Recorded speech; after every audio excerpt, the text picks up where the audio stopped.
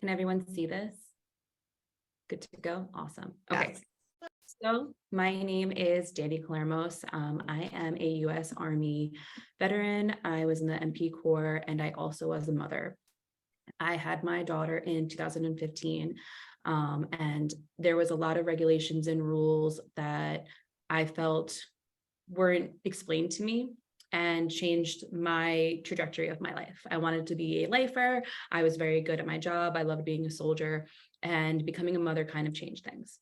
So there's different populations within the military, and this is a special population to me and to women who have lived this experience. I am very lucky to have known these courageous women, Alyssa, Julie, and Ashley, who are also military mothers who served in the Navy and the Marine Corps.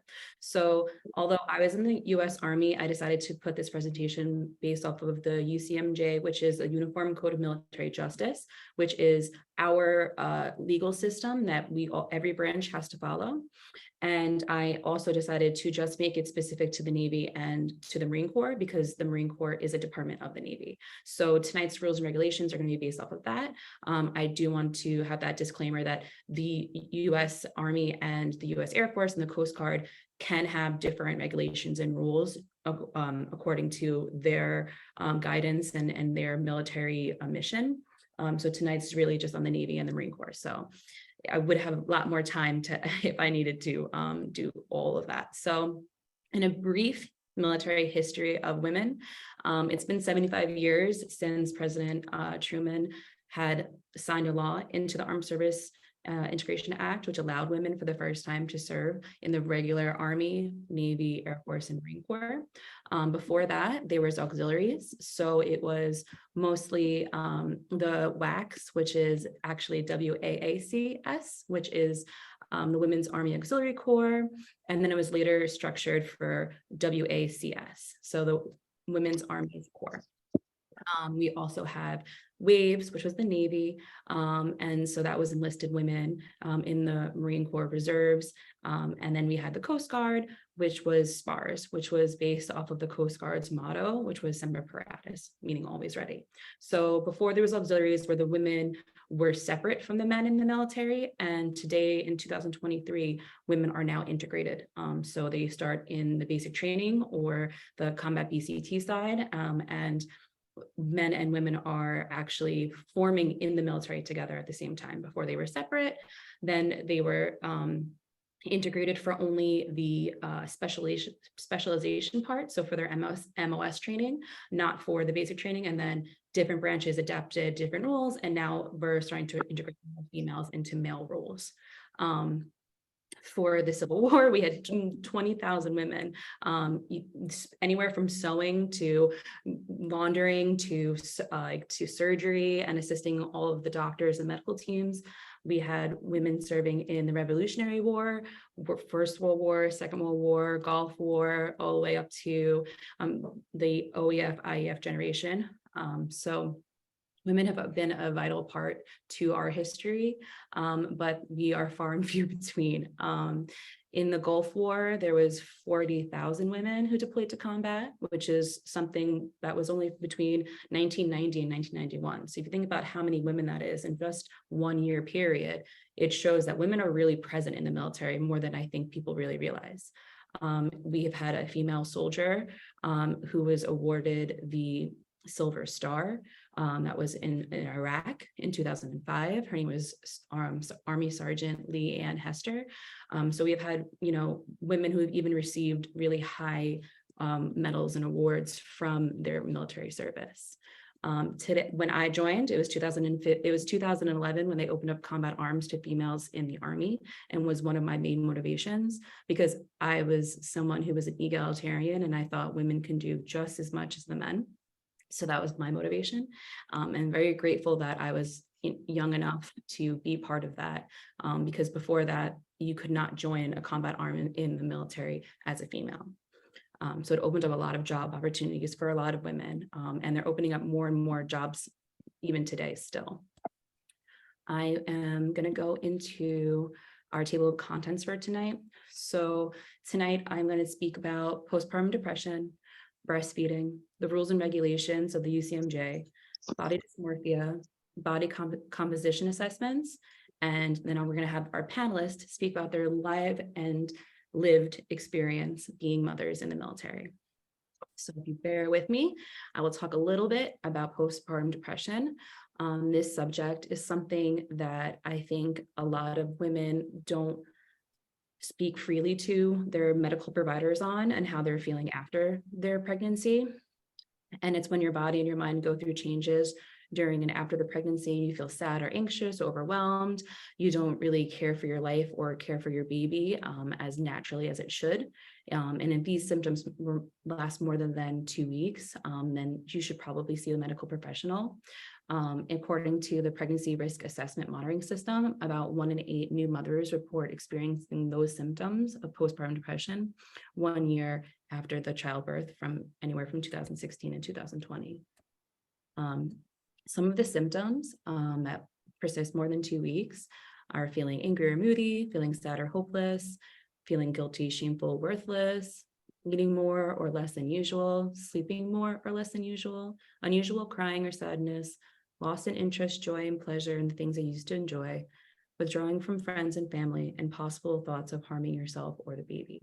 In any of these situations, we would suggest that you would contact a doctor, a midwife, or nurse, because we don't want to have any danger to you or the child. Breastfeeding is a subject that seems to be natural for a lot of people. It's kind of one of those things where you have breastfeeding moms, you have formula moms, and breastfeeding is something that in the military actually has rules and regulations. So for a woman who is not in the military, it is often the most natural way to feed your baby is by the milk that is produced from the mother. The breast milk is ideal for the infants, and they contain so many antibodies and help protect the common childhood illnesses. And the World Health Organization and UNICEF recommend that children initiate breastfeeding within the first hour of birth, and then exclusively breastfeed for the first 6 months of their life, and meaning no foods like water or anything else. And this can go up to 2 years. From the age of 6, children beginning eating safe and adequate complementary foods, and continue to breastfeed up to 2 years and beyond that age. For military mothers who are put back into their mission, a lot of times their breastfeeding time has cut short. So for a woman who is on maternity leave, or who is able to be with their child 24 hours a day, 7 days a week, they are able to breastfeed indefinitely until they choose to stop. But for military mothers, there are circumstances when they go back into their slot or into the mission where they have to stop breastfeeding.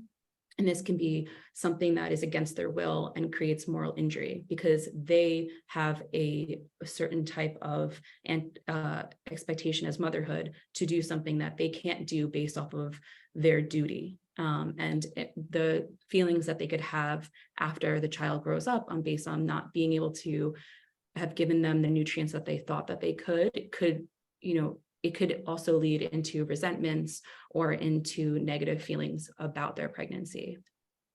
So this is one of the orders for the military, for the Marine Corps. It says supportive service women with nursing infants. Service women who desire to continue breastfeeding upon return to duty will notify their chain of command at earliest possible time to allow it to determine the best support for them and facilitate a prompt evaluation of the workplace for potential hazards.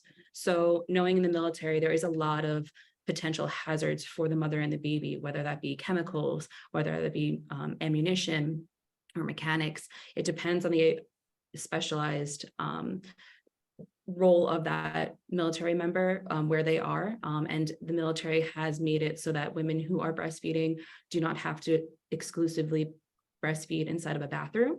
They would actually provide them a space that is private and secluded, as well as access to a water source for the purpose of pumping the breast milk. So they have made some adjustments and some things that helped women, but there is a lot of ways that they can still, encourage more healthy and longer processes of being able to nurse the infant. Because if the female can't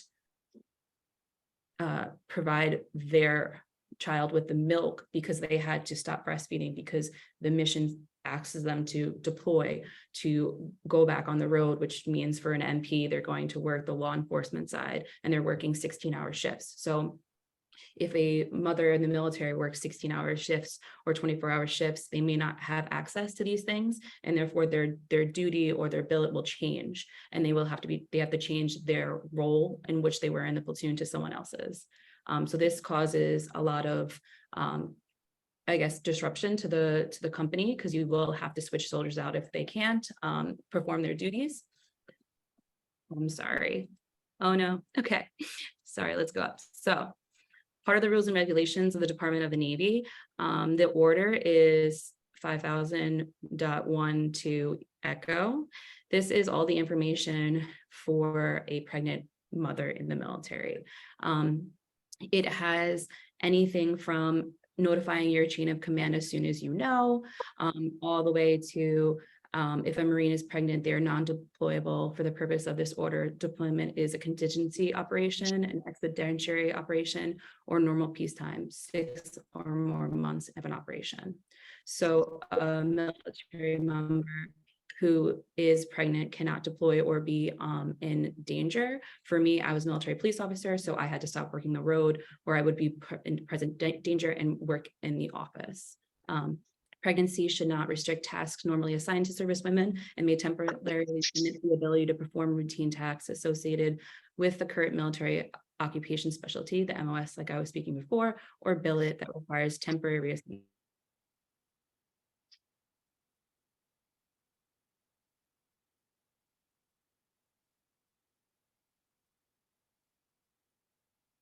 She's not speaking.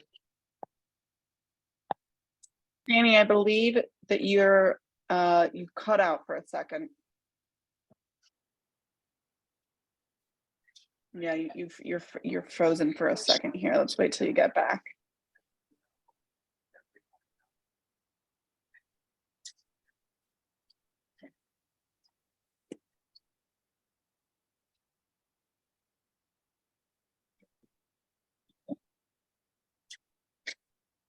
Thank you everyone for bearing with us. Technology is great when it works. Not so great when it doesn't. So I'm just messaging Danny to get her back on the screen.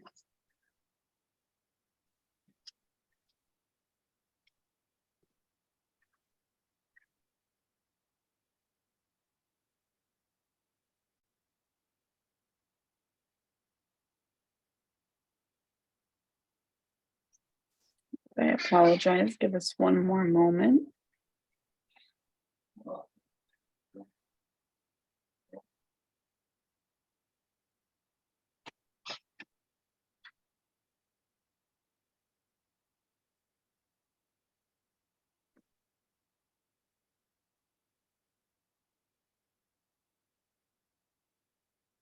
Thanks, Amelia.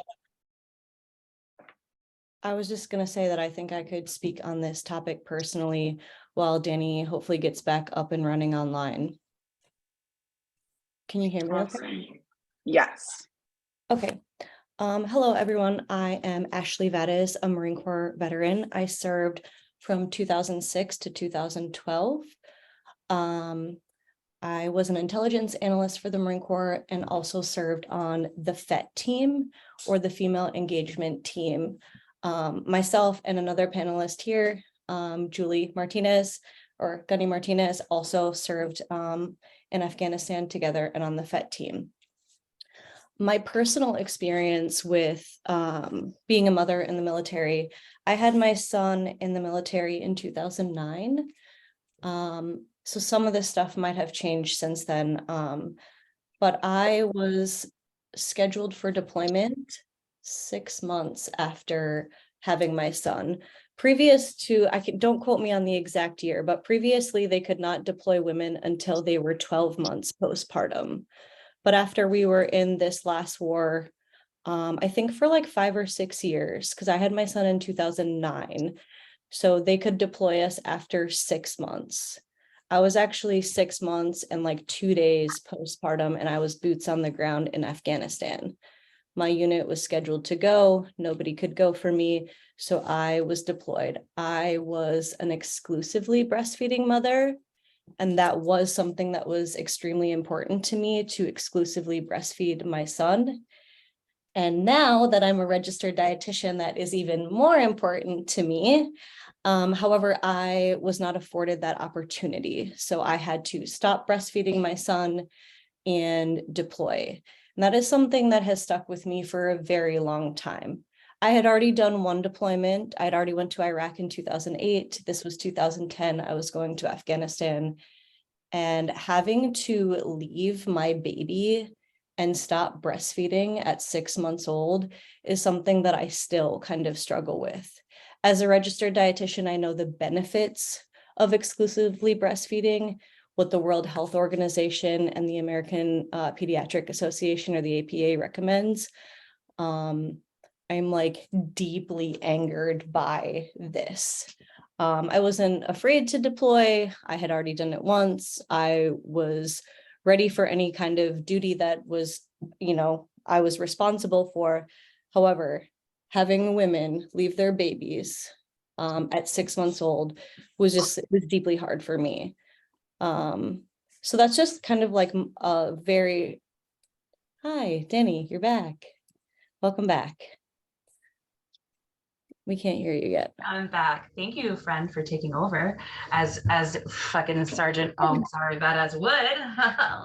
Hi, friends. I'm so sorry about that. Amelia, can you thank you, truly. Can you go back to and share? My computer actually broke, and so I'm on a different computer. So if you could share, I would love that.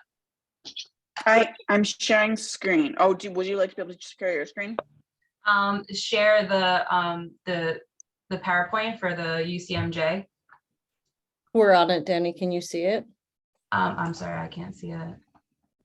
I'm on the Department of Navy Headquarters, United States Marine Corps page. Okay. We were on building, which is really just the reference of the duty, the active duty service members who were living inside of the barracks or the bachelor quarters would have up to 20 weeks of pregnancy to move out onto off-base housing, but they would not be put onto anything specialized, so they wouldn't be like at the top of the list or any kind of special recommendations. So a lot of the times they aren't able to go on to on-base housing and have to go to off-base housing. I'm sorry, but I still can't see your screen. Oh, here we go. Okay, I see it now. I'm sorry, friends. Okay. Can you please keep going keep going to the next slide? Next slide. Next slide. Perfect. Go back. Sorry. Can you go back one more? Sorry. Sure, thank you. So separation from active duty. So service women actually have the request to separate from the military based off of the family care plan. So basically, if they don't have anyone to take care of their child, whether it be a spouse or family who are seen to be financially stable, mentally stable, or access to the child in the sense that they could get there in 24 hours. A lot of military members live in states that are nowhere near their family. And if they don't have someone who can pick up that child within 24 hours, if you are deployable, that it falls under the family care plan. So that's actually a separation from active duty as a mother. That is something that can be chosen if they like, or they can still stay in even though they have the military and they have their child. They are still able to perform their duty, which we are very lucky to have our 3 mothers here who chose to stay in the military even though they had their child. I chose to separate. Next one. So this is this UCMJ, the Uniform Code of Military Justice. Like I said, is all of the military have to abide by these rulings. And the rulings on this page is Article 119A. which is the killing of an unborn child. So it is actually seen to be an offense to have an abortion as a military member, according to the UCMJ. And as you can see, it's on the same page as Article 20, which is rape and sexual assault. So when you think of a military member who's going to be reading the UCMJ and seeing what kind of rights that they have, something that is a access to care or abortion in one state doesn't actually affect them because they can't access an abortion unless it's medically seen, or if it was a child in a case of rape.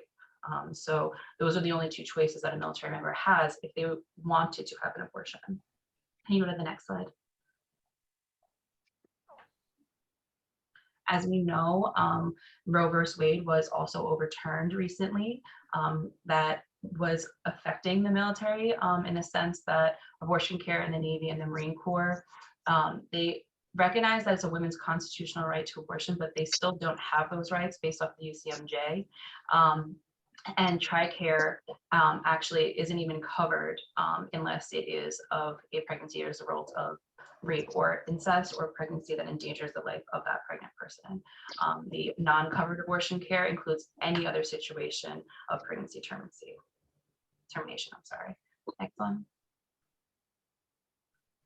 So this is more into the Supreme Court decision about military members in the DoD that dictates the assignment considering as a current qualification and the ability to fill a valid requirement. So commanders can approve exceptions in certain circumstances. Next one, please. So I'm going to speak a little bit about body dysmorphia. There are a lot of cases within the military of military members who begin to have extremely preoccupied perceived flaws in their appearances that others will see as minor, but they will see as major. This kind of comes from the UCMJ and the different ways that we have to perform in the military. We have to look a certain way, we have to present a certain way. So when military members are constantly being looked at their color of their hair, how short it is cut, or the style that it is cut, the military is a very big factor of how you look. They want everyone conformed, everyone look the same. So after a certain amount of time, it can form a dysmorphia when the person doesn't see their body as normal because they are looking as something that is to them appearing as abnormal. Belief that the others will take special notice in that appearance and in any way or mock you can come from the constant senior leadership asking about their haircuts or about their nails length and things that are actual regulations in the military for how you look, whereas a civilian may not even recognize that a color of someone's hair, the color of someone's nails, or the length would actually be something that they can be punished for. Engaging in behaviors aimed as fixing as hiding the perceived flaws or difficult to resist control and not frequently checking the mirror. Basically, these kind of symptoms can cause having a perfectionist tendency, seeking cosmetic procedures with little satisfaction, and avoiding social situations, which would lead to isolation. Next one. Different behaviors can be preoccupation with your body, build is too small or not muscular enough. The body dysmorphia occurs exclusively in males when it comes from muscle dysphoria.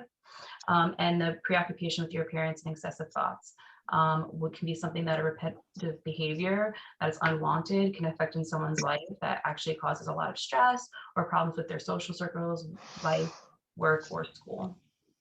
Next one. More complications is low self-esteem, social isolation, major depression, mood disorders, suicidal thoughts or behaviors, anxiety disorders, including social anxiety disorders, obsessive compulsive disorders, eating disorders, substance misuse, health problems from behaviors such as skin picking, physical pain, or risk of disfigurement due to repeated surgical interventions. Next one.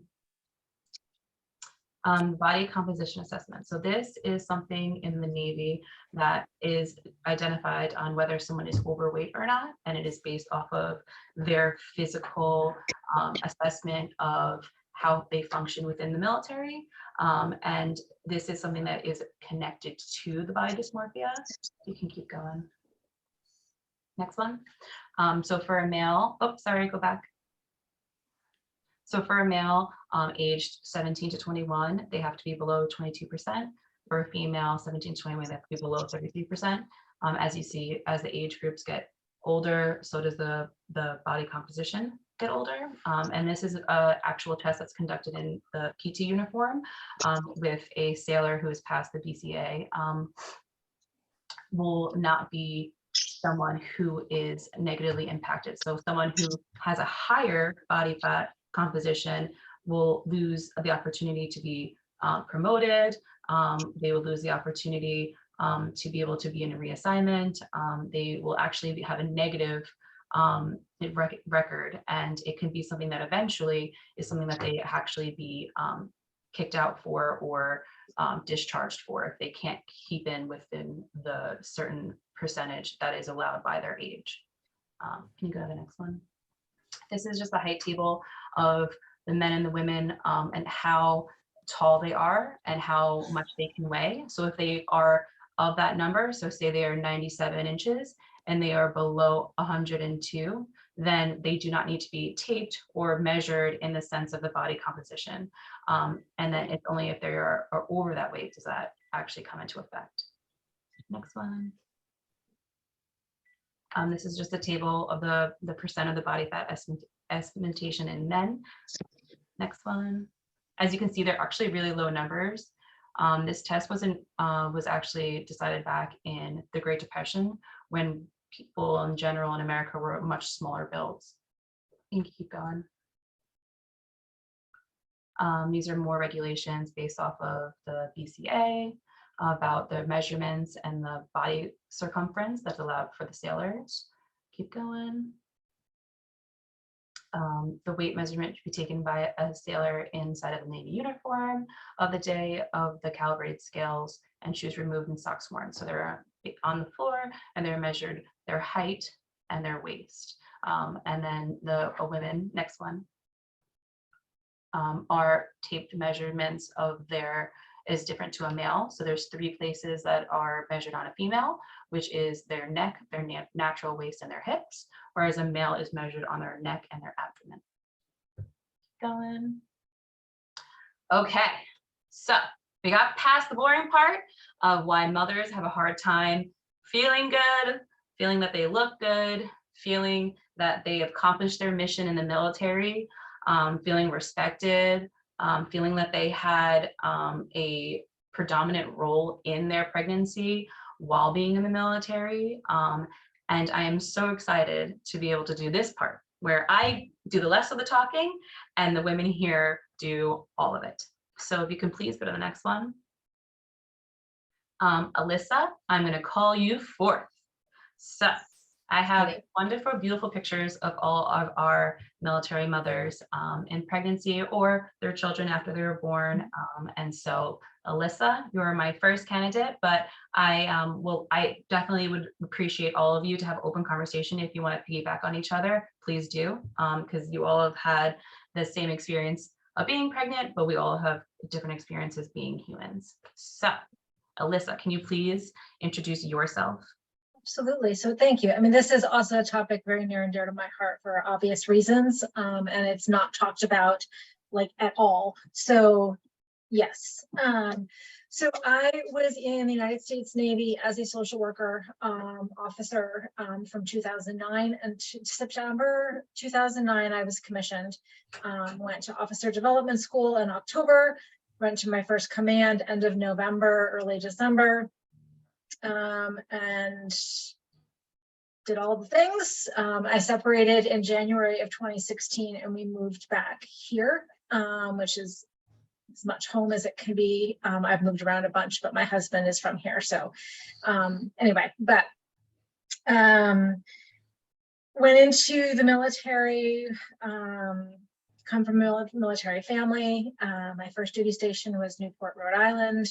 So I was there in December, in March, about like 5 months, 6 months into my service, I peed on a stick and there were 2 lines. So there will be all kinds of fun little TMI things that happen. That's just what life is in here. When you're a mom, especially one in the military, there's just life and we just, that's just that. So some of the fun, and so my personal experience being pregnant, I was on the medical side of the house in the Navy. So it's a bit different than being fleet side, if you will. So being on a ship or sub or anywhere along those lines, and worked in a naval hospital or clinic, however, depending on where I was stationed. And there were all kinds of fun things. So I can remember being in my version of boot camp, not really boot camp, but yes and no, because they're developing you to be an officer.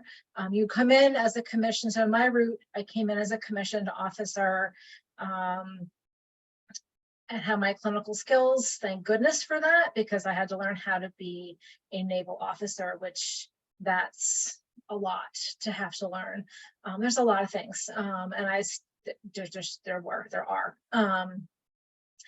But I can remember being very early in my training piece and hearing, if you get pregnant too soon, just all the stigmas that are out there about females who in the military. If you get pregnant, you're avoiding deployment. If you get pregnant, you're trying to avoid the hard stuff, this, that, whatever.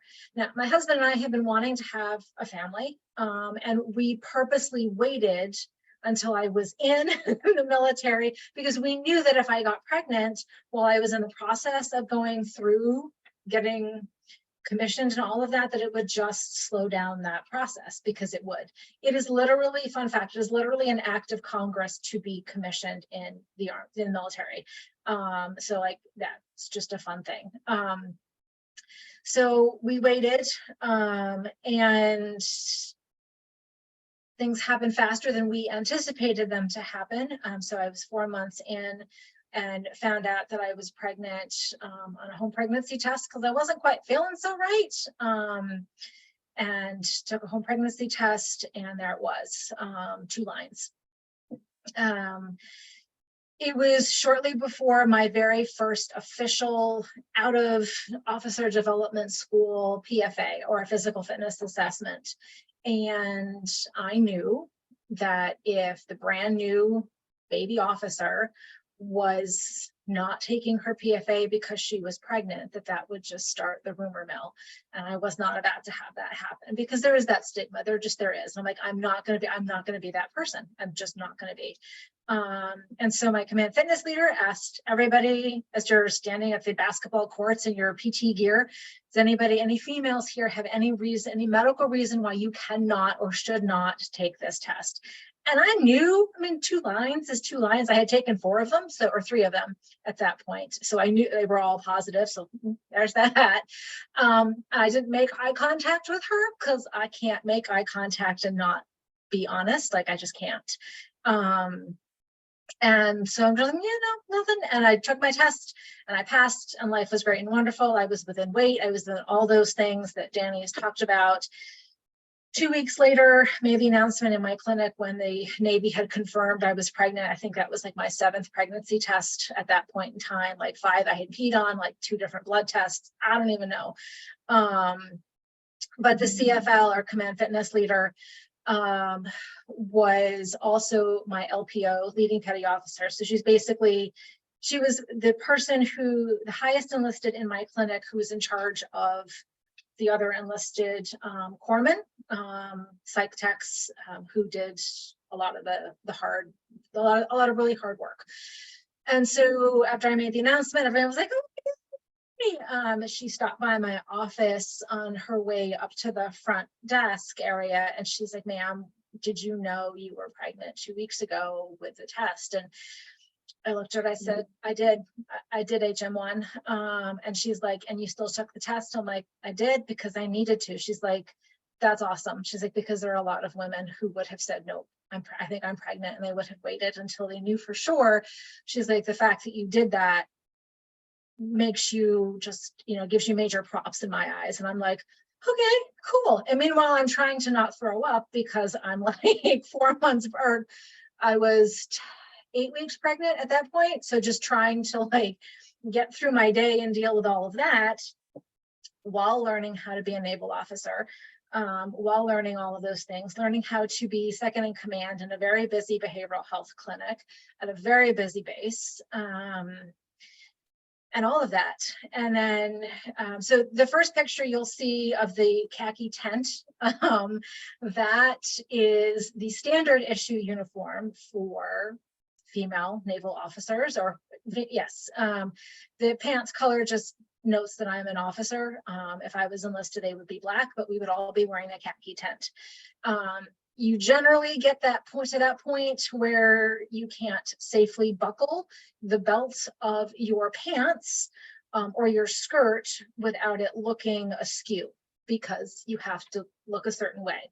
Generally, most people see you in the tent and they're like, whoa, okay, there it is.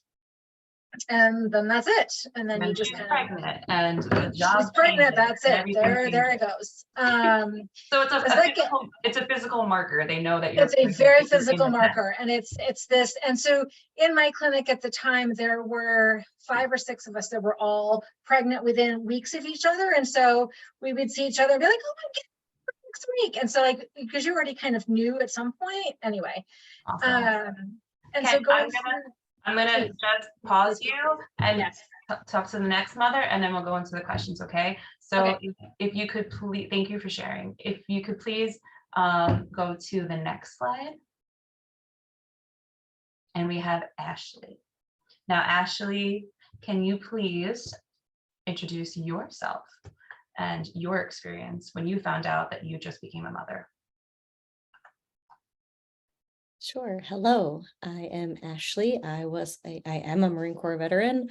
As I said before, I served from 2006 to 2012. I was an intelligence analyst. I went to Iraq in 2008 and Afghanistan in 2010.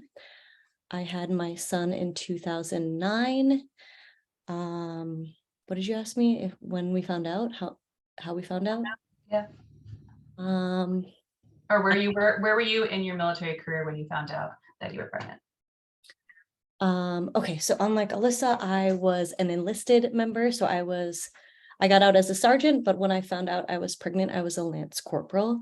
So as she was alluding, yes, it's very frowned upon to get pregnant as a woman because your child was not issued to you.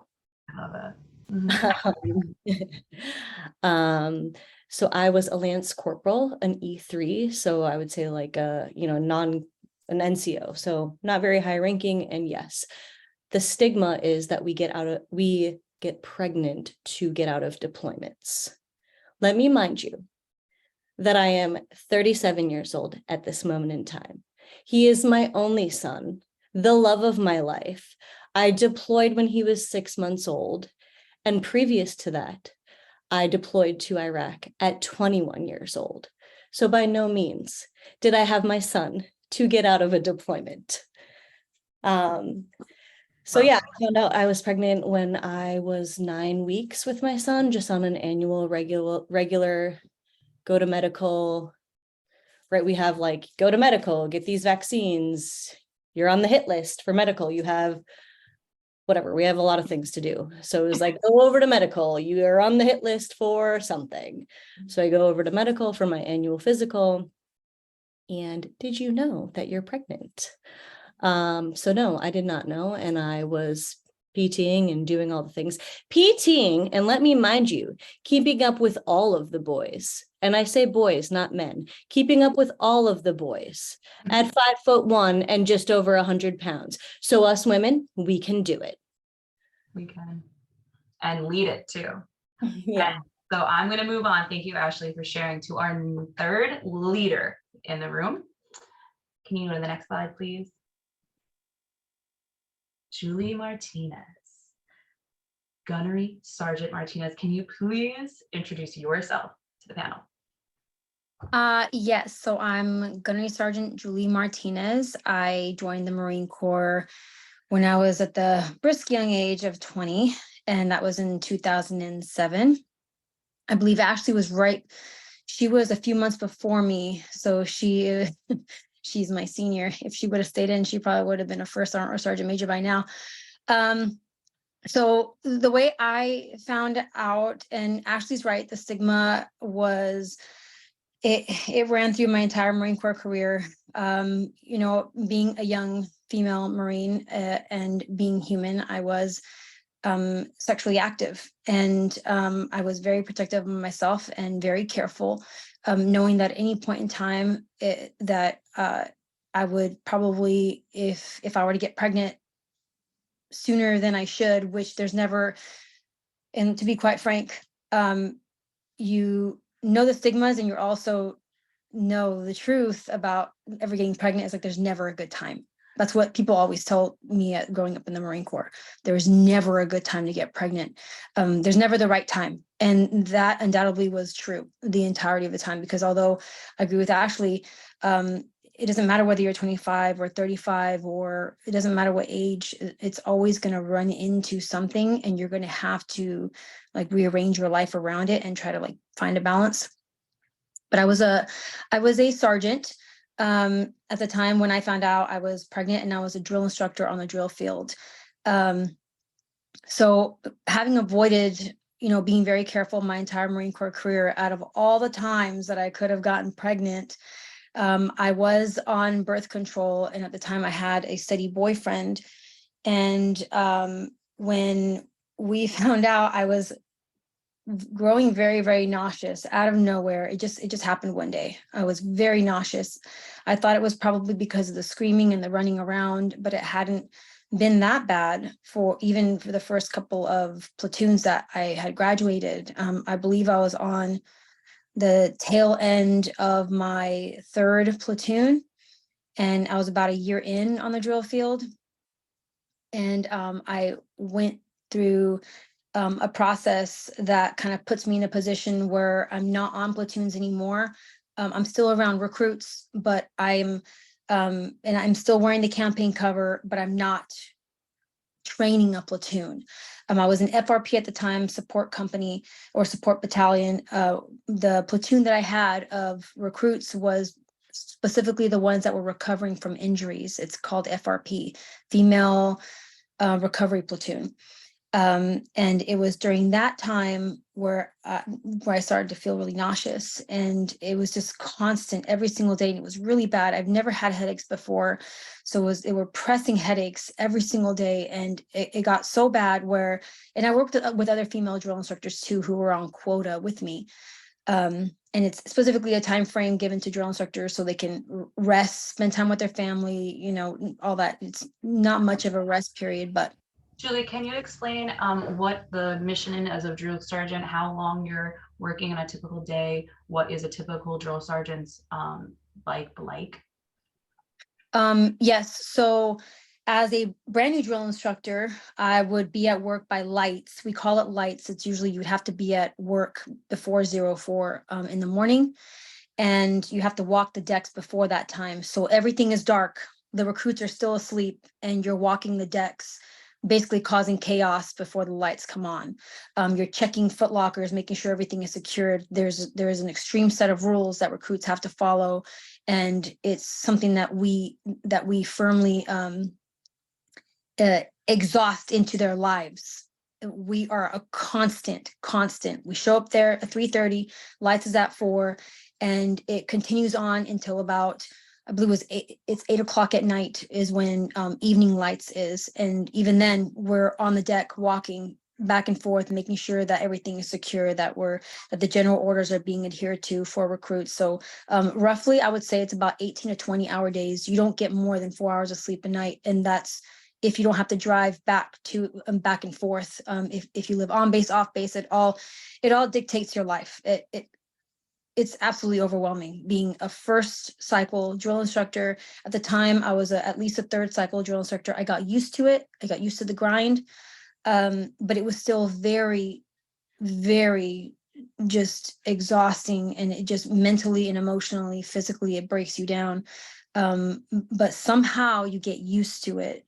So by the time I came off of that, It was kind of a more relaxing setting because it's less hours, but you're still standing duty. You're still around recruits. You're still screaming. You're not running the deck with, you know, your 40, 50 recruits the same way, but they still have their time hacks that they have to meet, what time they have to get up, what time they have to eat chow, what time they have to do these, very strict. So it was still very an aggressive time frame of a series of time frames they had to meet. So I think it's safe to say that for the drill instructors too. And I'm still wearing my campaign cover. It just so happens that, and they also have PT too. So the ones who were actually able to come out of their injuries, they have PT sessions every morning. And so this is kind of roundabouts when I started to realize that something was wrong with me. I could not, I was so nauseous all the time, and I was getting so many bad headaches. I was telling my friends, like, can you just go for me, please? I can't. I just don't know what's wrong. And if COVID existed during that time, I probably would have blamed it on that, but because it didn't, I didn't know what to do. It's like, I don't know what's happening. I feel really sick. And one of my friends, her name was Sergeant Burke, and she's such a badass female Marine. I've always loved watching her train recruits, and she was working with me and we were good friends. She looked at me and she goes, "What's wrong with you? You've been like this for weeks." And I said, I don't know. I have no idea. I feel like this and this and this. And she's like, do you like, can you suck in a little bit? Can you suck in at all? And I told her, I tried, and I said, I feel like I'm bloated.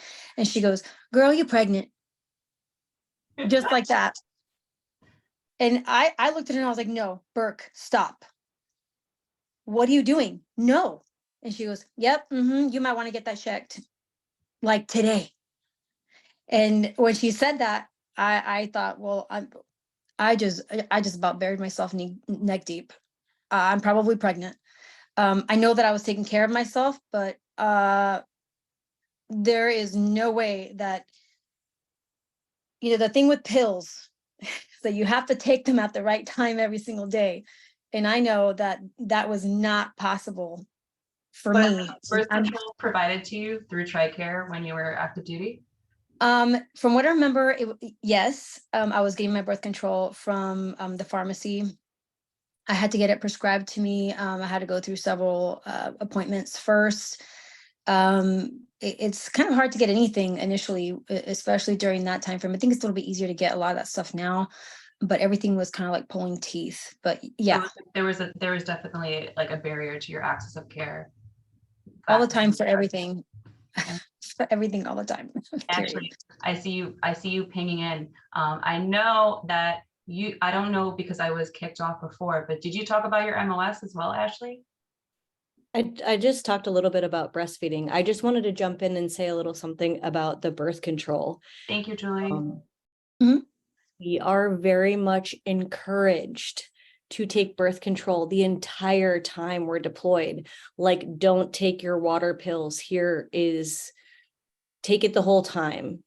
I think the education that we had on, like, I was on the Depo-Provera shot, and they were like, "You can't take that with you. Like, we can't," the medical officers, like, "We can't transport that. We can't keep it at the temperature that it needs to be held."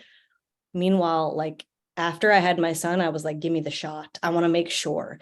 Give me the shot." So I was on the Depo shot, and they were like, "You can't take this overseas with you." So I had to switch. Really, Yeah, they're like, and that's like switching, like that is switching hormones. That is not just like, hey, you're gonna need to switch from the shot to the pill. Like, that's a big deal. so definitely advocating for access to care and different types of birth control. Yeah, and not pressuring us to have abortions. It is very upsetting to hear that you were pressured into having an abortion, or there are women who are pressured to have an abortion, considering, as we read before, that in the UCMJ is actually something that is offensible. I am going to ask the mothers if they want to answer and how the rules and regulations in the military during your time in service and pregnancy affected you. I know we just talked about how it affected mothers who became pregnant because they were on a different type of medication. Like Julie was saying that she wasn't taking the pill at the same time every day, so that could be a reason.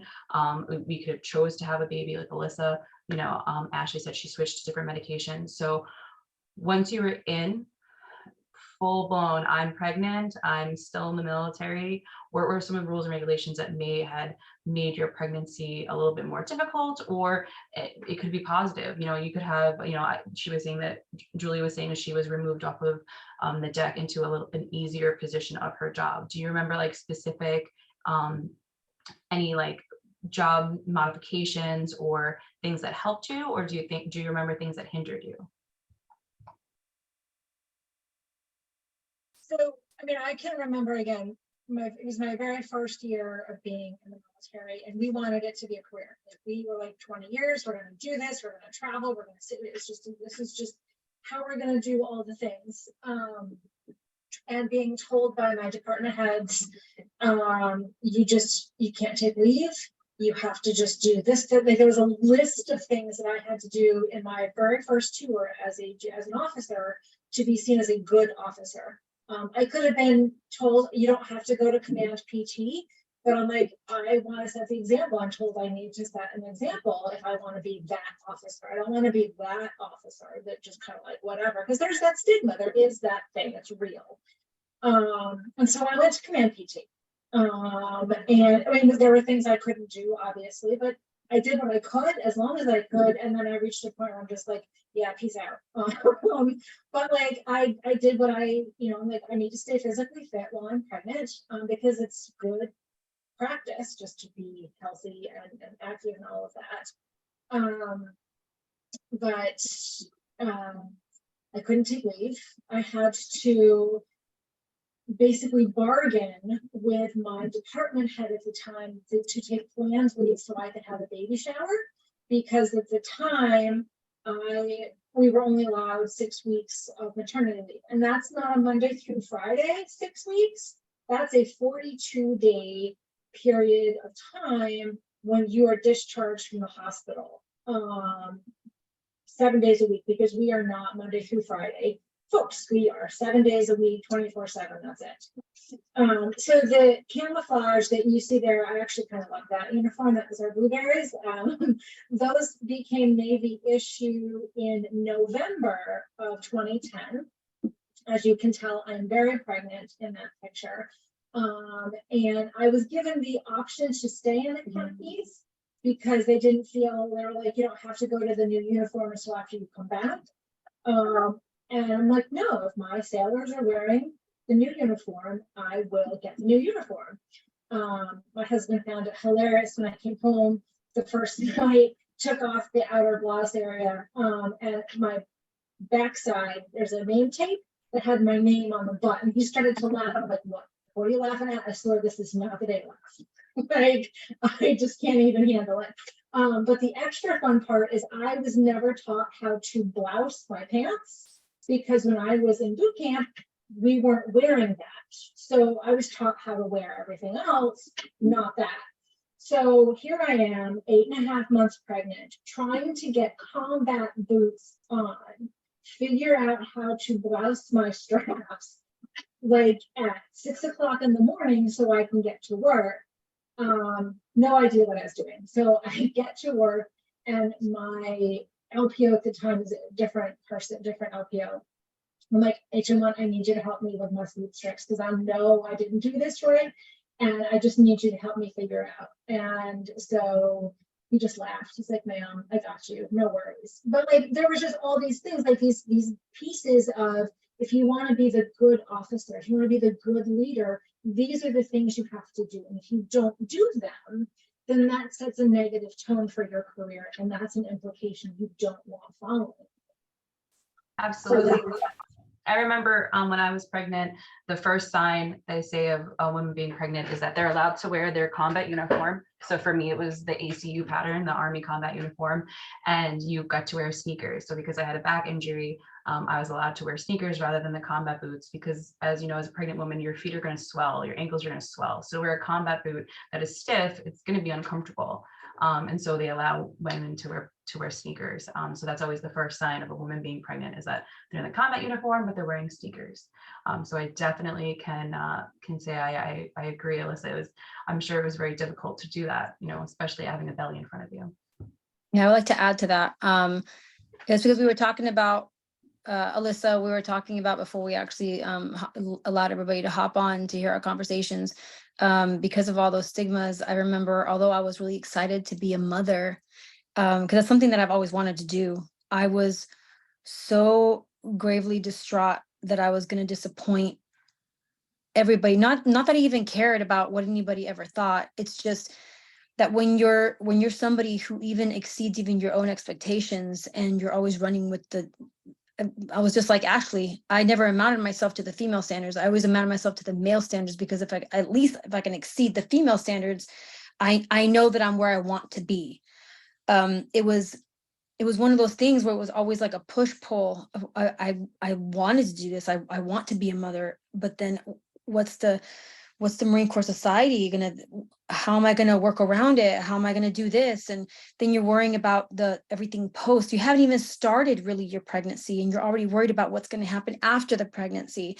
And in the process of being excited, for me, although I was excited and I was happy to be a mother, and I felt like a mother the moment that I found out that I was a mother. It didn't happen after the babies were born.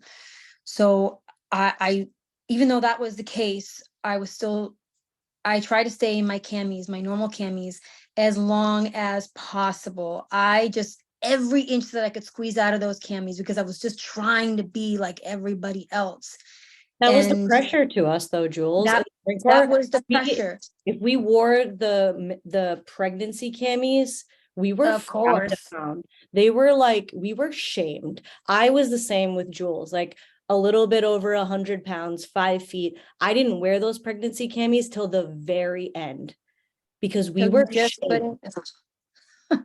Yeah. And it's like, it's not that we were ashamed of the pregnancy, it's that you're walking into a scenario every single day when people are looking you odd, and they're not really telling you what's on their mind, but they're saying things, and they can be friends, they can be people you don't know. It's all sorts of people, males, females, people who work with you, people who don't know you.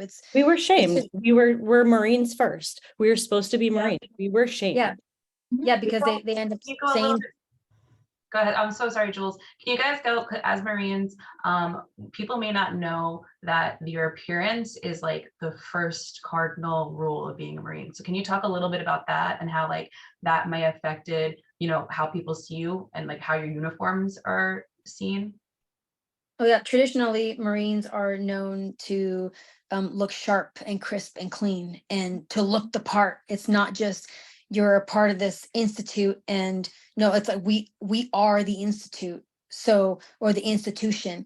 So if we look outside of that, while we're constantly trying to look the part, it can be pretty detrimental to our health. And that would go the same for at the time, me being pregnant, because I was still trying to PT, I was still trying to do those things. I was still trying to fit into that uniform, and I was putting a lot of pressure where the pressure shouldn't be. And so in terms of being pregnant, that view, that perspective, that civilians see as a Marine, and that's outside the scope. So when you're trying so hard to fill that image your entire Marine Corps career, and now you just can't, and your body's just, it's fighting back, and it's fighting back because it's trying to protect these babies, it's trying to allow them to grow, and you're forcibly just trying to shovel all of it down, like you're just trying to hide it. It can be mentally and emotionally, it can be pretty hurtful. I think it And can be dangerous too. As a practitioner, as a dangerous. registered dietitian now, like I was in Afghanistan 6 months postpartum, being pressured to run a PFT 3 miles within 30 minutes. And you know what? I always was a really good PT person. So the pressure to perform this PT test, to be back, to standards very quickly, like it was a lot of pressure. And like Alyssa was saying, like to, in the Marine Corps, there's 1 female to every male, or to every 10 males. So right there, we're a small majority, and the pressure to perform and not to be one of those females that gets pregnant, that, you know, the pressure to perform and do your job 10 times better than that male is there. And even as a mother who's becoming one with herself, to then it kind of sounds to me as if the masculinity of the Marine Corps is kind of combining with the femininity of being a mother, and that there's two things inside of you that are like, you know, which one do you want to, you know, give more energy towards. I know that I recently spoke to Julie about when you came back after you delivered, and some of the things that you had to do for your belly to come back to its form, so that you were able to meet those body standards that I was talking about earlier, with the composition and the measurements. Like, can you talk a little bit about that? Oh yeah, of course. This one's a little sensitive for me because I'm pretty sure that I had postpartum depression after I had my babies. I was, and excuse my language, but I was scared shitless. I had only finished 3 cycles, and then I got pregnant, and then I was put on bed rest right before the end of my first trimester, because I was growing so fast and so much. And I was, at the time when I got pregnant, I was maybe 101, 102 pounds. And I was severely underweight. The babies were severely underweight. They ended up in the NICU. I ended up giving birth too soon. C-section, because Kailani, my daughter, was breech up to the point where her legs could have broken, because there was no room in my stomach. So I was huge. There was just so much going on my front end. Once I had my babies, I just thought, how am I going to get back to what I was? Like, I can't, I haven't PT'd in months. I walk up the stairs and I'm out of breath. Like, how am I going to do this? I can't, years and years of all that work. I have to go back and train again. Now the command was telling me that I'm going to go back, not as a numbered hat, and being a numbered hat just means you're general population in terms of drill instructors. You're just slaying the recruits. You're just running them around, screaming that you're just part of the group that's doing it. And how many weeks do we have to go back to work after having our babies, whether it's C-section or vaginal? It was 6 for everybody, no matter what the situation. So I was so worried that I went Not back to my months, doctor. right? Not months, weeks, right? Weeks. I was scared. I went back to my doctor, and he had worked with Marines before, females. And he said, do you want me to add a couple more weeks on that? And I was like, well, I would love that. And he goes, well, how about like 6 more months? And I was like, no, I have to go back to work. I have to go back to work. And he said, okay, how about 6 additional weeks? So in total, and I was underweight anyway. The babies were underweight still, even after they were released from the NICU. I know that I was going through postpartum. There was no other way to describe what I was going through. I didn't even want to hold my babies. Something was happening with me emotionally after I had them. And now I had to worry about what the Marine Corps was going to think and how I was going to be able to apply myself as an asset. I didn't know how to do it. I knew how to do it, but I didn't know where to start or what to do. So my sister, I want to say that it's a Hispanic thing, but it can also be attributed to like just wearing corsets and all that. But my sister's like, you know what, we can get you back to your normal size. So she bought a two thick sets of ACE bandages. And because I was still swollen, I was still in a lot of pain from the C-section, and I was supposed to be going back to work and then being a heavy, or a J hat, which is basically the heartbeat of the platoon. She controls the deck, she controls the platoon, she does everything. She writes the schedule out, she makes sure the time hacks are met. She's there 24/7 all the time. And believe me, I did it. That was my job, and I did it very well. And I was very aggressive with the details. So, and that was after the fact. She took those ACE bandages, and this is what I was telling Danny. This was a story that I told her. She told me to stand up, and at the time, there was a lot. You know, they have to cut pretty deep, layers and layers of muscles. So I stood up, I stretched my arms up, and I kind of had an idea what she was doing, but she just wrapped me. And then as soon as that first ace bandage was done, she took the other one and wrapped me some more. So she went all the way below where the incision was made, and then all the way just below my breasts. So, and it cinched right where it needed to. It's just like your body knows what it's supposed to do. So that cinching just started to happen on its own. And the ace bandages was a thing for weeks. And a couple of months went by before my first platoon as a heavy. And eventually I lost the weight. I didn't eat. I had to fill this little number block, given that chart that Danny showed you. And I felt like if as long as I can meet these little numbers, I think I can do it. And it took some time, but I didn't eat as much. I tried to exercise, but I stayed within my limitations. It still hurt pretty bad. Even running, just the motion of turning my trunk left and right while running, it was pretty painful. So I just kind of limited myself in that aspect, but I would also just not eat as much. Sounds Period. pretty dangerous considering all of the responsibilities you had and not Yep. being able to sleep. I went to about 150 pounds, and I dropped everything to about 105 pounds in less than, I want to say, about 4 weeks. And I went right back down to what we call my third phase, Charlie's uniform. First phase is like you're kind of healthy. The cycle hasn't even started yet. The second phase, you lost maybe 5 or 10 pounds. And then the third phase ones, for me, I was about 100 pounds by the time I picked up my first heavy cycle. And that was the gravity of my situation. I felt like I had to fulfill this image of being a drill instructor. It is not common to see a drill instructor who is overweight.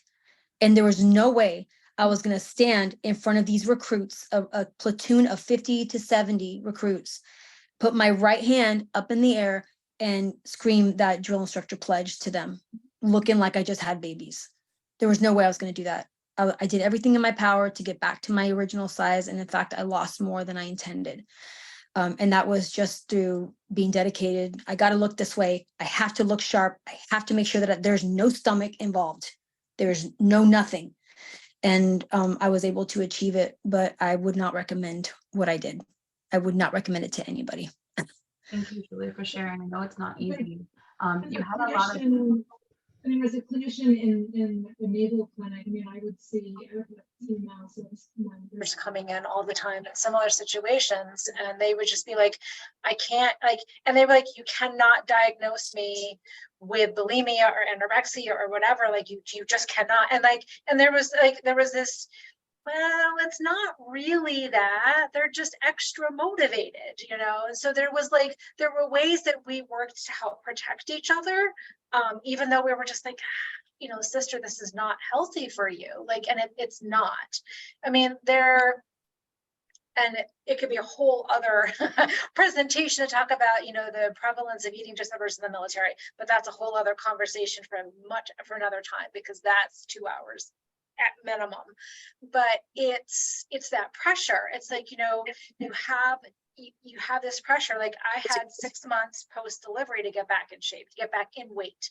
And every single time I would go to my OBGYN appointments while I was pregnant, I would get on the scale and I'd be like, oh, those numbers are, and I had lost a lot of weight before I came into the military.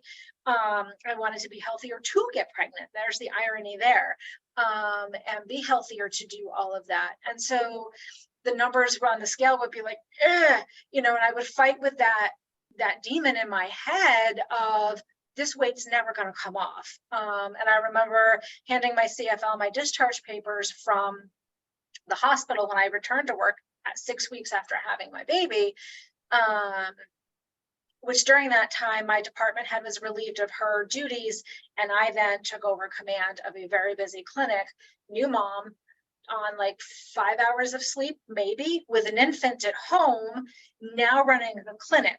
I mean, it was a busy clinic, and I love what I do. I absolutely do. But thank goodness I'd had roughly a year in the military and had a little bit of understanding, had clinical skills that were already pretty well developed.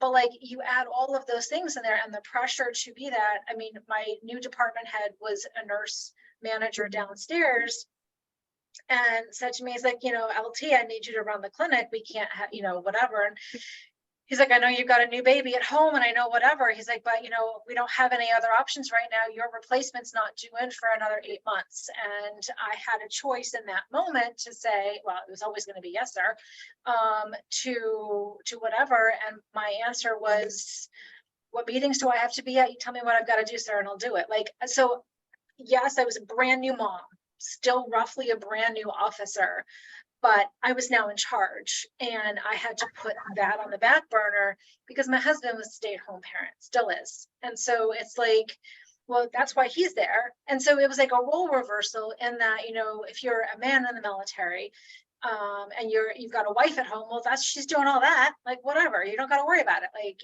you're the officer, you're in charge. That's why you have your, it's like, okay. So you had support back home to help you transition from that. And I did. It sounds like you were very motivated to kind of fulfill your military duty because you knew that you had a safety back home, that your child was being taken care of. I did. And I needed the security of the military.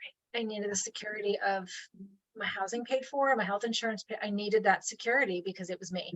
I'm glad that you had that. That's amazing. I know Julie, she has a different perspective because she was a single mom, Ashley as well. Can I hear a little bit of how you were able to do what Alyssa was talking about when you just, worry about the mission first and kind of put motherhood on the back burner? Are you asking? Yeah, who did you have as your supports if as a single mother who was active duty? Who did you have as your support to help you with your twins? Okay, so ironically, when I first found out that I was pregnant, I was calling friends and family asking if anybody would. At the time, I didn't know I was having twins. I thought that maybe I just have one. Turns out that having twins is actually pretty lucky. But I was calling family and friends, like, would you be able to, in 8 months, would you be able to be here to help? Because I can't finish this. This is my dream. I've always wanted to be a drill instructor. If I don't finish this, I'm probably going to get RFC'd. And that's the lesser of two evils. You can either get voided because you get in trouble on the drill field, or you can get RFC'd, relief for cause, and it won't necessarily count against you. It will put you in a position where you can actually return later on in the future. But I didn't want to return. I just wanted to get it done and I wanted to move on. So at the time, I got a bunch of no's. Well, maybe get back with me later. And I thought, well, for sure, I'm going to have to get out or something. I don't know how this is going to work out. But luckily for me, when I asked my older sister, she's only 1.5 years older than me, so we're not too far apart in age. She originally said no, but I called again. By that time, I was already in the hospital. And when I went, I believe it was at from between 5 and 6 months, I was going twice a week for ultrasounds because I was such high risk and the babies were there was no room and there was not enough fluid. So I had to go every single week, twice a week for weeks. And the last time that I had gone, I was in so much pain. I didn't know that I was contracting just because I was always in pain. So I had gone, I was checked and they said, you're already 4 centimeters dilated. You need to go to the emergency room. And they're in Beaufort. They don't support twin births. So I went home first and got the baby car seats, got my bags, got everything first against doctor's orders. I went home, picked up all the stuff. Although I was in extreme pain, I was contracting. I was basically giving birth is what my body was doing. I went to the emergency room and I left my vehicle there with everything in the vehicle, and they transported me to the hospital I believe it was in Charleston. It was in Charleston. I called my sister and I was like, hey, I was wondering, here's a surprise phone call. I'm going to the hospital right now. Can you come out here, please? I will buy your ticket. I can't, I have to finish my job. Like I need some help. The babies are coming. I have to finish this. I'm not prepared to get out of the Marine Corps. I'm not prepared to fail. And she said, so ironically, I think God was on her side. And I am a very religious person. I owe a lot to him. She worked in hospice at the time, and there was not enough people. And for her, she was getting maybe 2 or 3 hours a week. And how it aligned was the plan was for her to get flown over. I would pay for her ticket, and then I would give her a steady paycheck. So it worked out for her, and she was able to fly out 2 days later. She packed all of her things and she flew out. She stayed with me in the hospital. So that was my support system. And to this day, she's still with me. The babies are now 9 years. They're 9 years old, and she still serves as that huge and monumental support system. And I honestly feel like I probably wouldn't have gotten this far had she had not, at least for the remainder of my time there. And then later on, it's proven that her presence in my life was the reason why I'm still here, and why I'm even to the point where I can even be a gunnery sergeant at OCS, apart from all the accolades that I've been able to achieve. That's beautiful, Julie. Thank you for sharing. And I'm so glad that you have her in your life to not only complete your mission, but love your children as much as you would have loved them if you were with them. Ashley, can you talk a little bit about your support systems and what you had when you were pregnant or when you had your child? Yeah, like Julie, I was a single mom. Thankfully, my mom was able to take my son while I deployed to Afghanistan. So my mom had my son from 6 months old until 18 months old. And I, like Julie, was like, oh my gosh, I'm gonna have to get out. I didn't want to get out. But luckily my mom took my son during my deployment. So yeah, it's very hard as a single mom.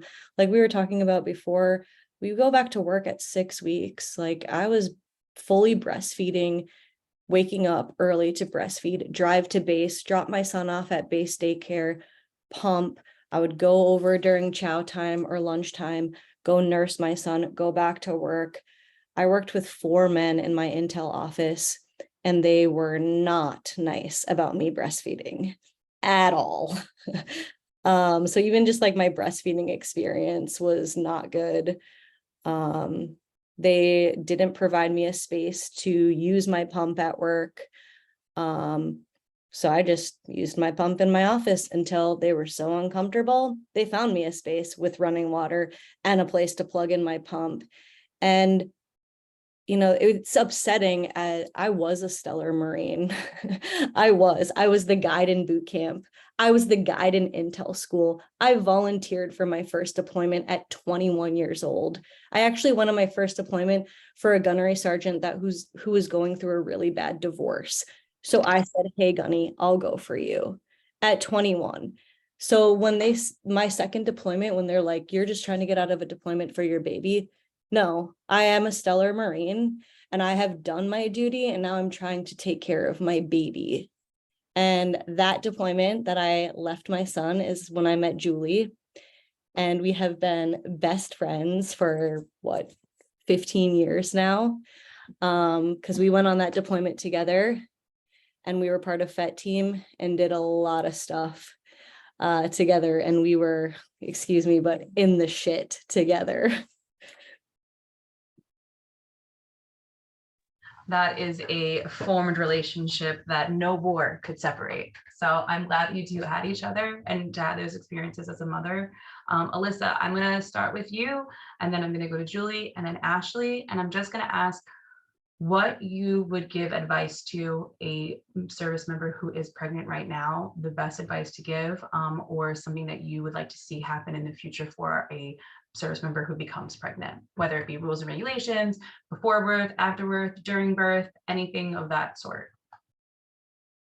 I think just find a community, find a tribe of sisters who are in the shit with you, and just do it, because that's going to be how you are going to survive, emotionally, mentally, all of it. Know that you're not alone in any of the experiences you're going through, and that we are only stronger together. It doesn't matter if, I mean, I know there's rank and there's rules, there's rights, I get that. I completely respect all of that, but your body is doing an amazing thing. And when you have sisters who you can share those struggles with, who are going through the same things, that's critical, because you are literally trying to balance all of the things. I mean, it could be potentially like being in corporate America as a woman in business, trying to run a major corporation and be pregnant and fit all of those stereotypes into all of the things that you would imagine. But find your community, find a tribe, ask for help. But yeah, I mean, just find your tribe. Like, I mean, that's it. Great advice. No, absolutely. You are not alone. And we are all women of different generations, different ages, different branches, and we all had very similar experiences. And I think that that shared experience is what makes us stronger as women, because we were trailblazers in something that not a lot of women can say they did or did well. And I am very proud to know all three of you did such an amazing job of both being someone who is dedicated to their service and to their family. Julie, would you like to go next? Oh, yes. So anytime I run into Marines that are going through a tough time, even if they're seemingly not having a tough time, usually we're pretty good at covering things up, right? I always make myself aware and let them know that because I'm religious, I'm saying this, and we'll start with this. He never said it would be easy. He only said it would be worth it. And I share that as often as possible. It doesn't matter what we go through. What matters is how we receive what we go through and how we apply ourselves after, and the choices that we make. My advice apart from that is know your limitations, because nobody who's not in your shoes, everybody's willing and daring to tell you what you should and shouldn't do, but only you and your body knows what your limitations are. Period. As a single mother, as a mother, whoever, it doesn't matter what kind of mother you are. It doesn't matter. What matters is that you have limitations, know them, abide by them. And then once you get to that limitation, the end of it, then you can start kind of like playing around with how to breach it, if that makes sense. Like you push past it eventually, but it's like, it's little bits and pieces of how you can like move forward. Always remember that whether you're pregnant or not, you're an asset. And becoming an asset, however you got there, is like your blueprint of how to still be an asset. You're probably not going to be able to being pregnant or being a mother because you're working, a lot of hours are being taken by family and everything. Just use it as a blueprint, but you can still be an asset. And sometimes you can be an even greater asset because of being a parent. That maternal instinct, a lot of those maternal things that men don't have, we could use that at work, and it helps with our Marines or with your sailors or whoever it is that you work with or work for. I like to bake a lot for the Marines, and that's kind of like, I'm always asking them about their kids, about their families and everything. Sometimes I get annoyed with myself, but I can't help it. Now that I'm a parent, I know how important it is. And my last bit is, don't take away from yourself as a mother. I did that a lot. I tried not to. It's really hard. I was always very blessed and felt very blessed and grateful for being a mother. I never, well, let me take a step back. I always try to take advantage of every single moment that I had with my babies. I missed every first thing of everything. I missed their first solid. I missed their first diaper. I missed their first word. I missed everything. Know that being a mother is natural. And to be a woman, it's very special. It is very special. Just because you're able to do the man things, and even if you're not, but you're trying to work towards it and you aspire to be as good as that person or as good as that woman or as good as that man, don't take away from it. It's still very, having that maternal instinct, even if you don't have it and you're working towards it or to be better at having it, It's a gift, it's a blessing. And nobody should be afforded the opportunity to take that from you. And the only time that they do is when you allow it and when you let it. Just be strong enough for yourself. And it's you'll be healthier that way too, mentally and emotionally, just telling yourself that positive way of thinking. That self-love, that's the very last thing. Is actually 4 points. The self-love is very important. To kind of walk yourself through things and talk yourself through things all the time, because we're going to run into a lot of barriers and a lot of hurtful comments, even a lot of undertone things that are going to be done and said just because we're mothers and we're working, or because we're not doing enough, but we're doing all the things at home and we're not just kicking back, having ourselves a beer and watching football, or you know, whatever guys think and whatever. I don't know. I'm not one, so it's all to stipulation, right? But just know those things, and I hope that helps from my experiences to all of you. That's what I would have to say. Thank you, Julie. And Ashley? I think I would say like stick together. I think that as women, even in our society, but especially as military women, I would say stick together and help and support each other and lift each other up. I know that's how mine and Julie's bond was formed. She saw me as a mother in Afghanistan. I think that this picture right here of me behind the computer, she was like, Ash, you just had a baby and you were such a badass. And our like bond was formed. And while I was in Afghanistan on FET team, going out to all of those villages and talking to all of the local Afghani women, honestly, the way that I formed relationships with them was through this little picture that I carried of my son. And I would say like, hey, I'm a mother too. And we bonded by just being mothers. And I got a lot of information and I helped those women get a lot of things in Afghanistan that I'm really proud of just by the bond of being a mother. So I'd say stick together. I think stick together and support each other. All these years, I don't think I would be the woman that I am without Julie. And so stick together, help each other. Beautifully said. I think everyone on this webinar has probably learned a wealth of information from all of your experiences.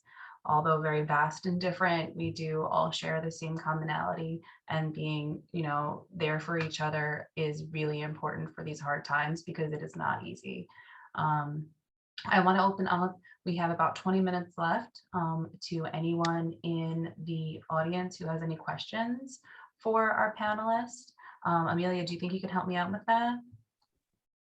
Definitely.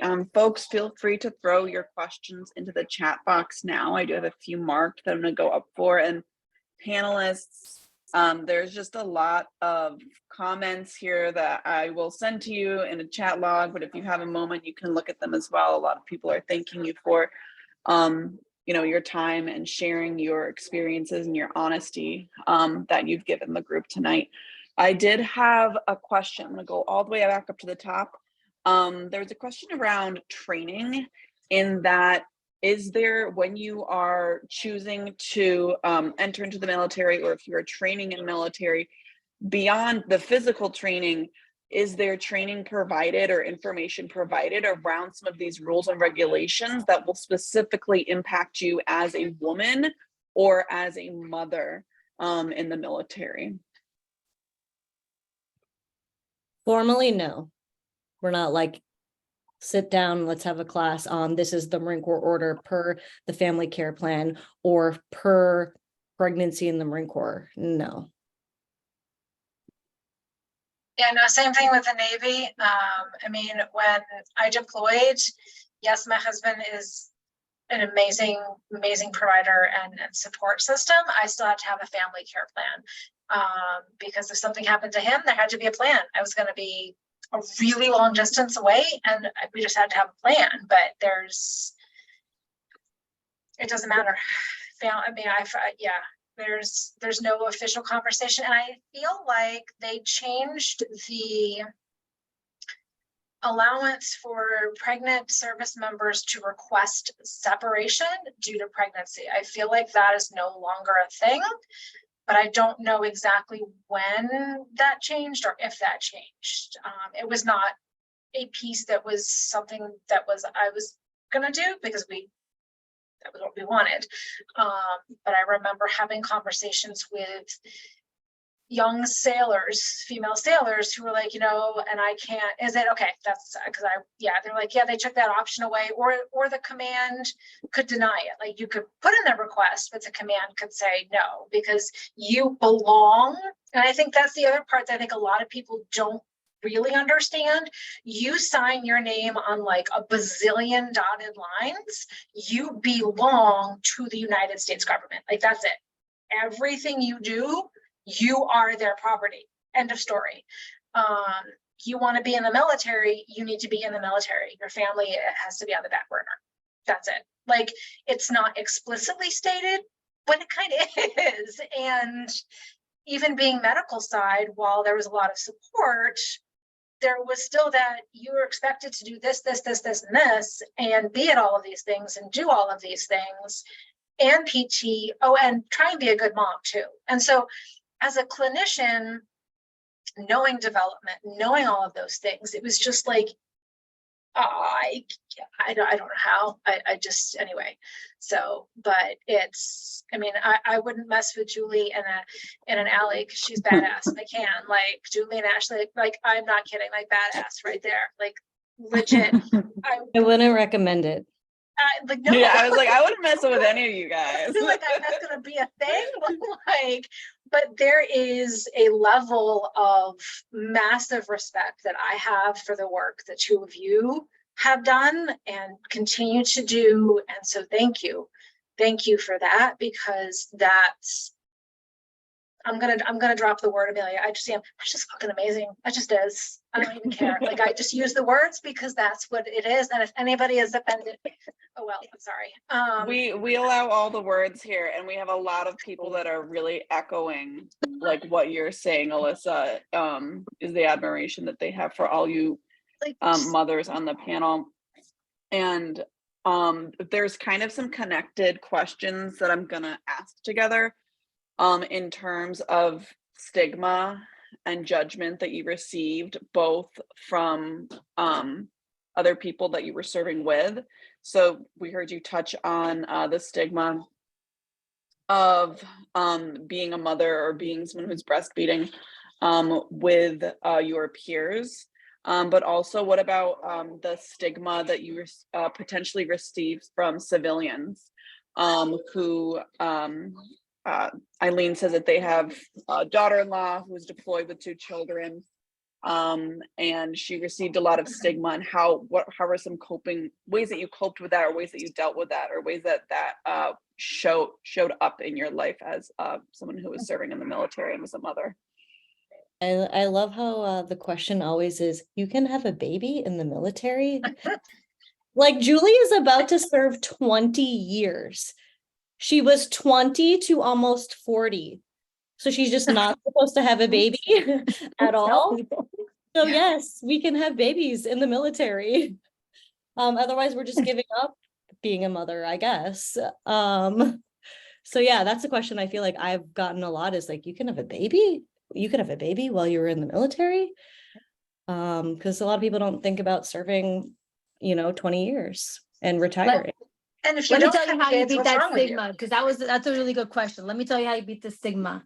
You roll out of bed, you remember what you're doing it for, who you're doing it for, that it gives you the paycheck because it puts a roof over their head, the clothes on their back, it puts food in their mouth, and it's serving their country. Mhm. That's how you do it. That is exactly how you do it. You're doing it for people you don't know. You're doing it for the people who you love, your chosen family, your family. This is who it's for. It's for our Constitution. It's for our president, our commander in chief. We do all the things that everybody else doesn't want to do. That is how we do it. That's how we get up every single morning, because we get paid to do it and we love to do it. And the only reason we're still in, or maybe you got out, it doesn't matter. A lot of things, I'm going to keep saying it over and over. It doesn't matter. It doesn't matter how long, whether it's 20 years that you've been in, it doesn't matter whether it was only 2 years, you did a very selfless thing. It's a selfless act. It's a selfless act of courage. You're not biased. We do it for everybody, for ourselves, for our families. I mean, here's the kicker for me is that I did all of the things that I was supposed to do and then some. I left a 2.5-year-old home with my husband in a very loving situation. I was gone for a year.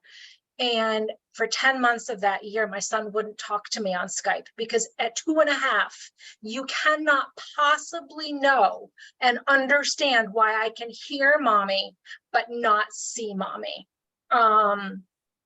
And that's guilt that I still deal with. And it's been a decade. Literally a decade ago, I was in the desert. Like, that's real. Like, that's still something. If I'm gone too long for something, he gets nervous. Before I travel for work now, I have, this is where I'm going. This is what I'm doing. This is when I'm back. Like, there's that changes everything. But like, I was going somewhere else in my head and then I got distracted by emotion. Sorry. Because that's just real. But like, we need to be able to have that piece out there of your emergency is not my emergency. And I'm doing this because I'm wired to serve. But this is where I'm going. So I did all the things I was supposed to do. And then I was still separated as a failure to select for higher level of rank. Why? Nobody could ever explain that to me. I had no issues, no nothing, whatever. It was just one of hundreds of people who were in the same situation, hundreds. And then 6 months after I was separated, the individual ready reserve promoted me. The Navy was always going to promote me. They just weren't going to retain me. And then they asked me if I wanted my promotion. Fuck yeah. Yes, I lost a year of my son's life. Lost. And I realized, and so I think that's something that needs to be real and understood out there, is that there's a lot of sacrifice that happens for everybody who serves. But I don't think that there is near enough credit and understanding and respect given to women who serve, because there is so many layers. We didn't even cover all of them. We barely covered like 2 of them. And I'm gonna echo that too, Alyssa. Like, I feel grateful that I left my son and he was a baby, because my son doesn't remember it. Where I have this conversation with Julie all the time, like her kids, like, I'm their auntie. They come to my house every summer. When she has cycles, her twins come to my house with my son. But her children, like your son, remembers it. My son doesn't remember it. So as crazy I'm saying, like, I feel guilt for leaving my baby, I'm grateful that my son doesn't remember it. 2, I can't imagine 2, 3, 4. And our children remember that. My son is 14 years old now. He still has a hard time leaving me more than like 2 or 3 days. He does not like to leave me. yeah, I mean, my son is very attached, like, and so there's just this, it's just different. Like, he doesn't have a physical memory, but I remember, and I knew as a clinician, I knew exactly what was happening. I did. And I'm like, I get it. I can separate the clinical side from all of this, but I'm a woman and I'm a mom, and this sucks. Like, and just like, I mean, and there are so many parts about my deployment. I was incredibly lucky for a lot of things. And I know that I was, and I know that that is not a common experience. And I own that. I do. And I'm incredibly grateful for the experience that I had. And just all of those complex nuances in there. I did all of that and it still wasn't enough. Like, what else do you want from me? You know, kind of a thing, like seriously. And I know that I'm not alone. I know that. And so, and I know that there are, we need to have this conversation and this message out, right? Like, my son didn't even know me. He knew me when he smelled me. My son, when I picked him up from my mom at 18 months old. By the way, if anyone wants to know what Ashley smells like, she smells like patchouli. but didn't know me. Like, he looked at me and we Skyped, we did the things as much as I possibly could. I was an intelligence analyst, so I had access to a lot of comms. And my son looked at me and was like, I think you're my mom. Like, I don't know Smelled you. you. Yeah. But as soon as like I crouched down, he came to me, I hugged him gently because he was kind of scared, and he smelled me. And he latched on to me as soon as he smelled me. And so when I was deployed, I would give a brief to soldiers who were going home for R&R and they had new babies. And I would say, okay, here's what you're going to do. You're going to take a worn, not too icky of an undershirt. You're going to stick that badass thing in a Ziploc bag and you're going to send that home. And that is what is going to be the crib sheet that your baby is going to sleep on, and you're going to recycle that bad boy the entire time you're here, because that is how your baby is going to know you. And that's real. And that is it, because that's it. Anyway, I got goosebumps. I got goosebumples, and I do this, and Amelia knows I do this.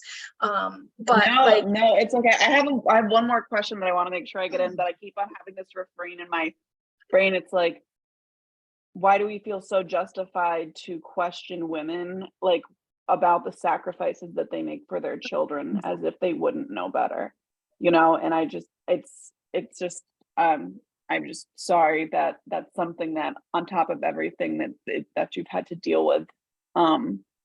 But the last question I'm going to ask is, someone was wondering if there were any resources that were available to you that you'd like to bring to light, either during your deployments, while you were, becoming a mother, or afterwards as you're a veteran and, a female veteran and a mother.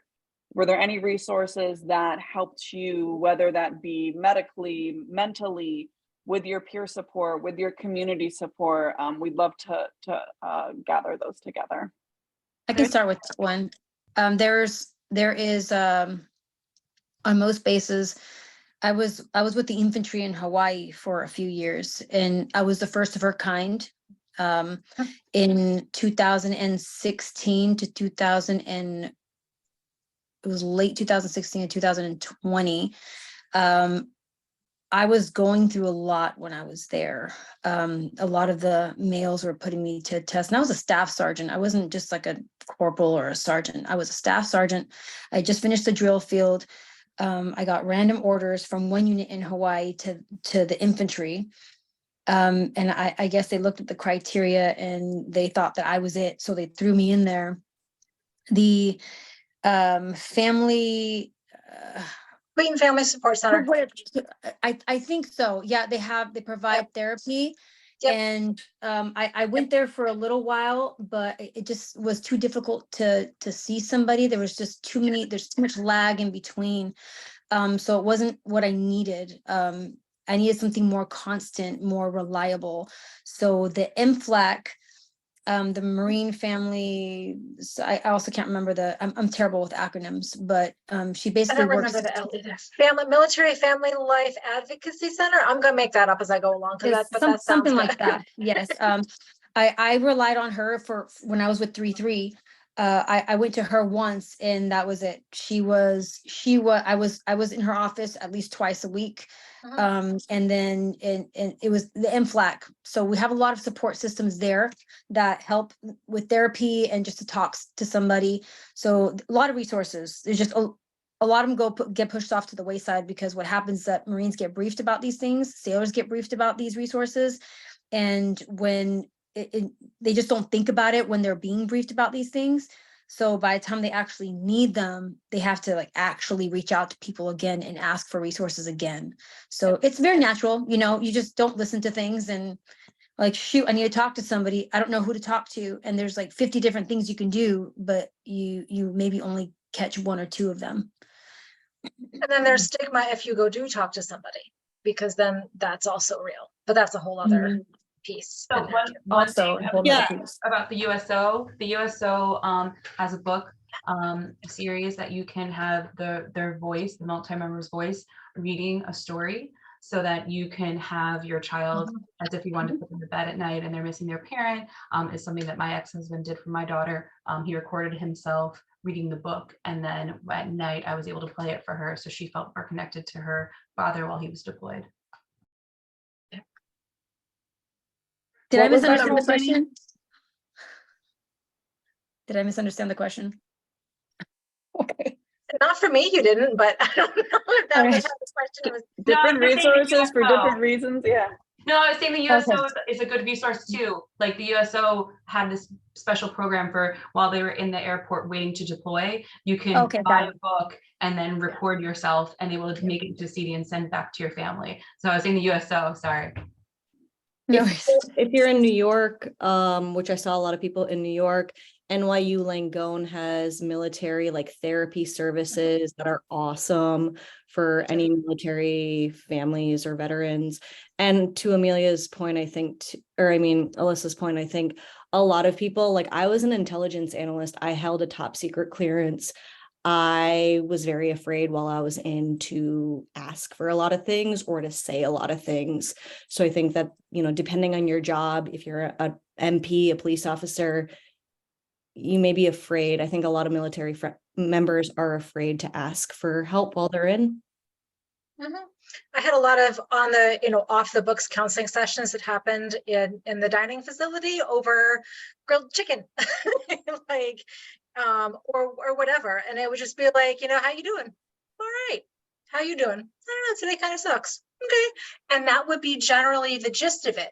But like, it's just important to know that piece as well. So there's also, I know a lot of providers. So with VMHTI, I know there's a lot of providers who are here to learn military cultural competence.